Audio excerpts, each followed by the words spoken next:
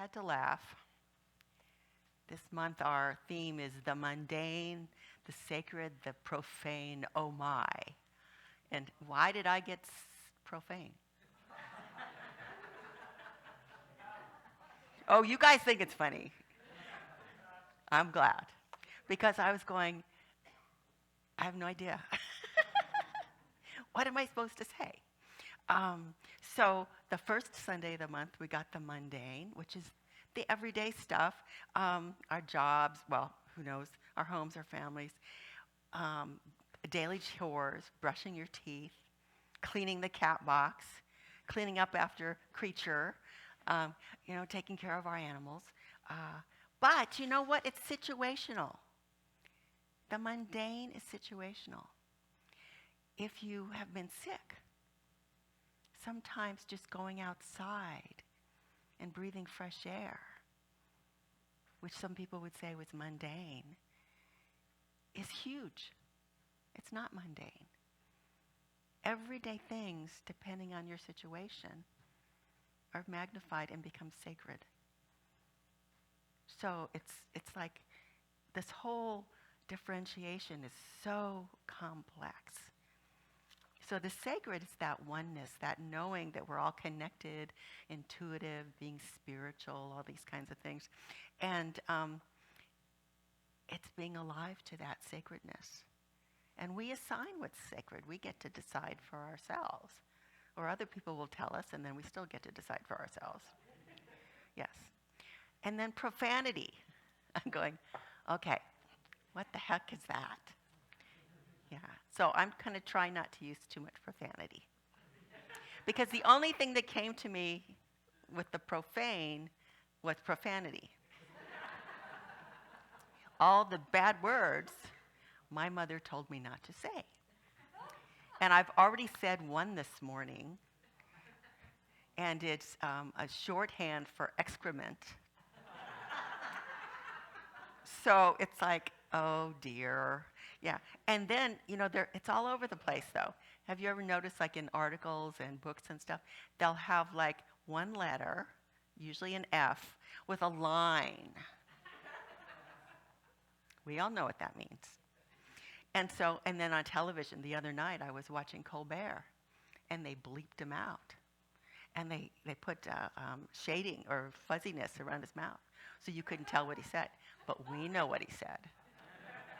Yeah. And then I was going, oh my God, there's so much here. This signal that we all think is a good thing that we have emojis for, in Europe and America, it's okay.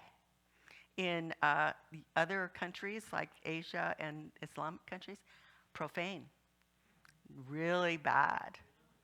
And then if you're in Australia, don't go like this. I don't know what it means, but it's bad. It's bad. And there are other hand signals that I don't use, but there are other hand signals that people think of as profane.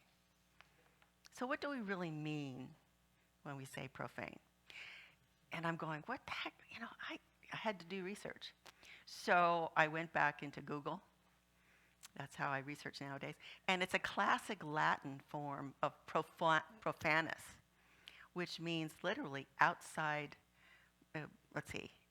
Outside is, before or outside the temple. So its meaning is it's not sacred. It's not in the temple. It's not in the church. It's not in the sanctuary. And that's the literal meaning. And they started using it in the 1450s. And it's like, oh, but do you know that? You don't know that stuff. You don't know what it's not. So the profane means not sacred, not biblical, not religious. It's secular. And that's what profane means. And I'm going, really? So it's earthly, worldly, and that's all considering profane, according to the dictionary, right? And so you can also say a person is profane, or their behavior is profane, and you're judging them and you're saying it's profane. So it's not orthodox, it's not religious, it's disrespectful or whatever. So that's another way to look at it. And you can also profane something sacred. I mean, it's funny because I used to think of graffiti as profane in a way, depending on what it's on, but sometimes it's beautiful.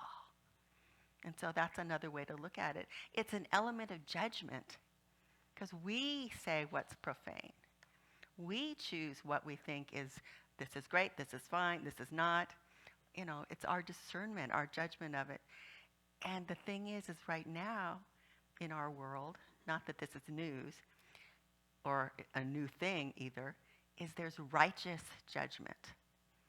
And righteous judgment is controlling, destructive, upset. You know, it's makes me crazy. So the thing that I'm advocating is that we come from a discerning place, a curious place. Everything is so complicated. We may look at something and we don't know what's really going on. We don't know what that person's situation is. We don't know what their experience is, what they're focusing on, what their realities are. We have no right to say something's profane or someone else is profane. And it's, you know, that it's unacceptable. But profane really, to me, when I'm being honest, is I think it's unacceptable. It's harmful to someone else. It's harming someone. I think of it as unspiritual. But nothing is unspiritual, really. So I want to talk a little bit about my understanding of it. The things, I kind of do an incubation when I'm doing a talk. So these are some of the things I've incubated. And I think of some of these brutal facts. And they are facts. They're not judgments. They're things that are actually happening as profanities. But I also look at it as like there's cultural differences and things, and then there's sorrows. But so these are, and I don't want to bring you down, but this is real right now. I couldn't believe it. I Googled how many countries are at war. 32. What do we hear about? So they're called at war. I couldn't believe it. And then we just came through a pandemic. And we lost precious people. And people got polarized over that. And it was isolating and hard. That was profane. What happened, some of the stuff that happened in there. And the way we've treated Mother Earth is profane. The climate change, that's profane. And the polarization of opinions in our country, in the world as well, but mainly I feel it most in my country, that hunger, violence, those are all profane. And ungratefulness, that's profane too. All of us in this room and on Zoom and on Facebook, and there's one more, YouTube, all of us are privileged. If you're listening to me, you're privileged. So, being ungrateful, not okay. So, holy outrage is natural when you hear these things. It's like, totally makes sense. But it's also a signal to go within, to do your work. And one of the beautiful things is that we have the science of mind. And this is a powerful tool. And we can be curious, and we can let go of some of our judgments and things. And we can lean into the teachings. So this is a quote from the Science of Mind textbook. Ernest Holmes told us, "We are in the world and of it, and it is so good that it is so. The world is all right when we view it correctly. Who knows what will transpire if all men would speak the truth? Who knows what would transpire if all women would speak the truth?" I had some judgments about some of these things. Yeah. Anyway. Yeah, I don't know if it's profane, but it's like, he was of his time, you know. It has never been tried. Okay, so that's, we're speaking the truth. It has never been tried. But let not the mouth of the profane hinder those who would enter, thereby keeping them from entering. Because we're going into the oneness. He also says the unity of good is a revelation of the greatest importance. For it teaches us that we are one with the whole and one with each other. We are truly one with each other. And the dark and the light is always present. It's always there. And it's not an either or thing. It's a both and. And so the lens that we use, the point of view that we use when we listen to the news, it's not an either or, one side or the other. It's complicated. It's a both and. And we get all energized about stuff because we get judgmental. We get profane. We put the profane glasses on. And so what can we do about this? There's, we all know tools. We have tons of tools. Journaling, prayer, creating art, dream catchers. You can make dream catchers. Meditation, chanting, singing. You've heard all these things. Being of service, being a volunteer, tithing, all these things. And then mindfully sharing your thoughts. Some of us in this room were at a meeting on Thursday night. We got a presentation from Braver Angels. And I know a little bit about Braver Angels. I know more now that I was there. And they talked about a process, a agreement that you can come to hold differing opinions. They do it between red and blue. But there's other, there's a lot of things that may not even be that. And they call it LAP. So what I was thinking is this might be a good tool depending on what your Thanksgiving looks like. If you have relatives that don't think the same as you do, or friends that don't think the same as you do, you may want to use some of these things. So LAP stands for, the first thing is listen. What a concept. Just listening without trying to figure out what you're going to say. Listening to what someone is saying. And then feedback or acknowledge is the word for laugh. Acknowledge what you heard. So tell them what they said. Excuse me. So that there is acknowledgement. I heard you. I saw you. I took in what you said. And then pivot, they call it, which is assessing and asking whether it's okay to offer your views. Are they open to hearing what you have to say? And then the last thing is, of course, offering your perspective without judgment. And rather not coming from you're wrong. It's like, this is what I think. I sincerely believe this. And if you have prefaced all this by letting them know what you're doing, knowing and hoping and intending for them to listen to you. And then they can acknowledge what you said so that it's an ongoing process. Oh my God, just listening. Listening with your heart. How powerful is that? How rare is that? That's the thing that scares me. That's too rare. And the other thing, of course, is seeking out community, which is why you'll be doing this, because you're here and wherever. And then gratitude for all that there is. And do you know how powerful the words thank you are? I even thank the grocery clerks when they hand me my receipt. Thanking everybody for anything. Gratitude. As I said before, I think it's profane if we're not grateful.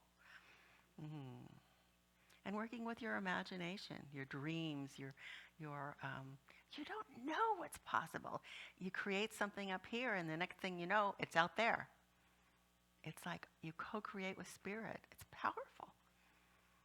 And then one other, there's more, but I like to think about spiritual allies. They may be an elder or an ancestor or somebody that you really, in my case, look up to. You consider their essence sacred. And they can walk with you through hard stuff.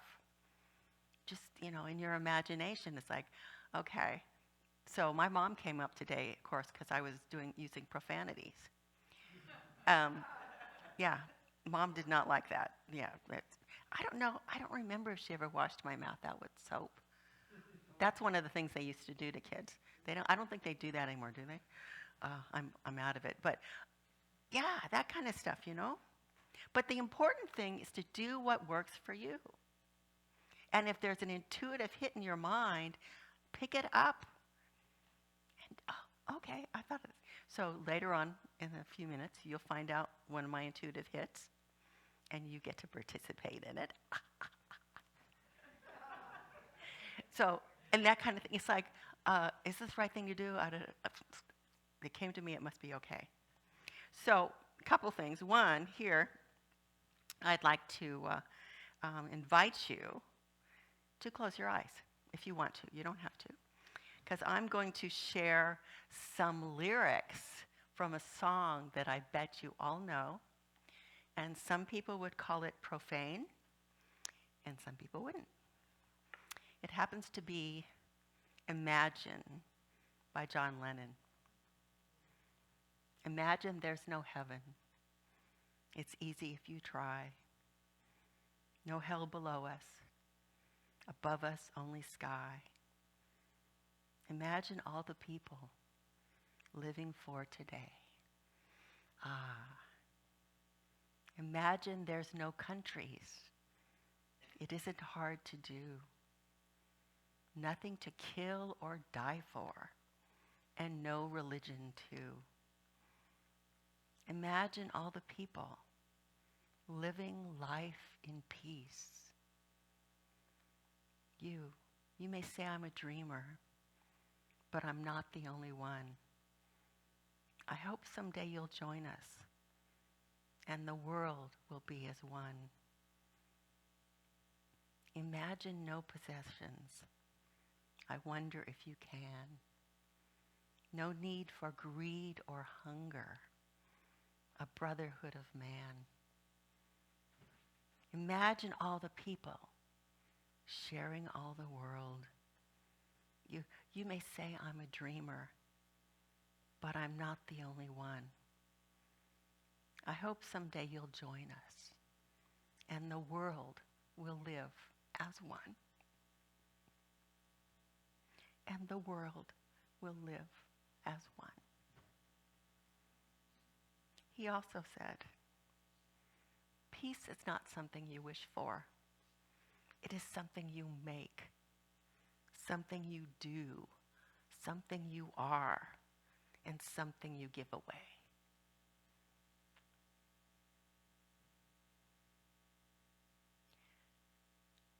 It is all mundane. It is all sacred. It is all profane. And a deep sense of gratitude for it all is what's called for. You may open your eyes.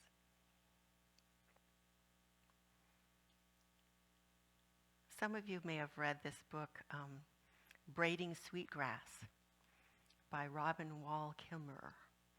And she talks about how, it's indigenous wisdom, scientific knowledge, and the teachings of plants. So one of the things she talks about is that she personifies the trees. She personifies the stones. She personifies the animals, the plants, everything, because we're all one. It's personifying them. And she has a lot of storytelling in the book from the Native Americans. And she talks about the deer is sister deer. And that rock is grandfather rock.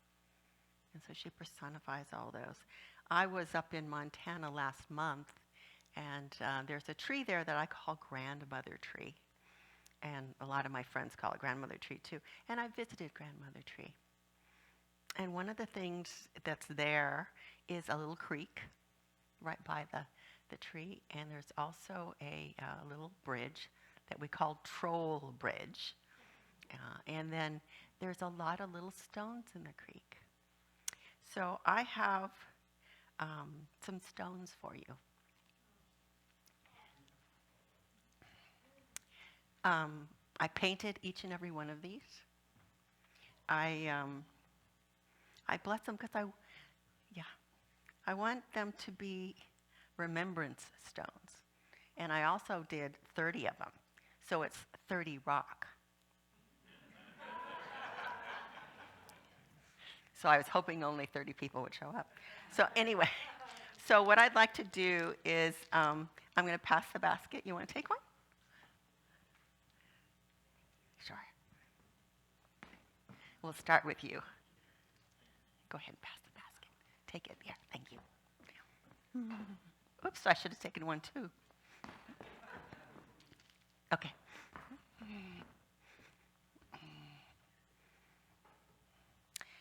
So I'm going to wait till everyone has a stone.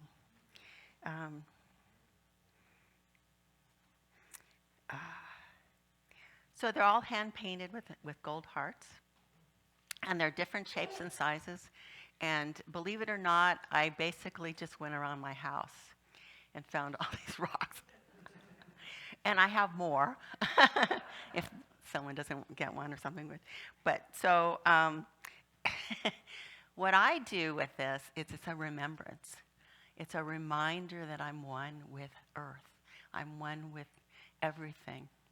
And it's wholeness. It's yeah.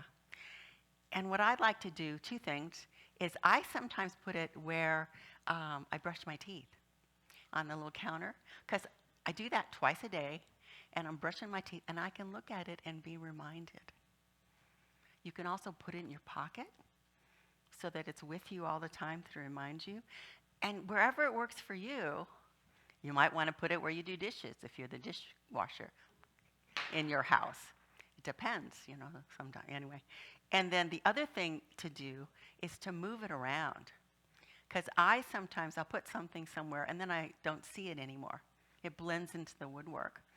So every once in a while, just make sure that you've got your little heart rock. And if you don't want one, talk to me about it. Because I need to pray for you.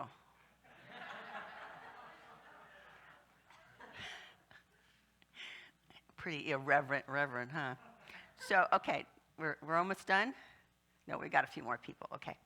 So it's about gratitude, too, to remind yourself to be grateful and to walk in appreciation each and every day. And just know that you are blessed because you are on this earth. And to reach out for others. And you know that everybody else who is here today, sorry for Zoom, Facebook, and YouTube, has a rock. We all share, and it's all, they're iridescent gold. So, yeah. Okay. So everyone got one? Almost. Okay. So I'm going to end with a prayer, and we're all holding our rocks. So, yeah. Did everyone get one? Everyone's got one? Yep, I gave Julia one. Gary didn't get one. I'll get it. Oh, you're going to go that one? You got one for him? Well, here, I want him to hold it, actually. Not that he hasn't got lots of rocks at home. Notice I didn't bring any really big ones. Okay. So let's go within. I'm going to hold mine and close my eyes. Mother, Father, God, the universe, the infinite creator, all one, spirit within each and every one of us that we co-create with, that magnificence. And I know and accept that we are powerful agents for change in this world. the love, the light, the peace that is within each and every one of us is magnificent, is powerful, is growing. And I know and accept that these reminders, these symbols, are powerful as we give them that power. We are in control of that. We are magnificent beings creating a beautiful, sacred community together. And there is peace. So these remembrances, these co-creating instruments, the little catalysts that we each hold in our hands, are working. The manifestation is powerful. It is love, it is light, it is joy, and peace. So knowing all these words are in the law, these thoughts, these knowings, these feeling energies.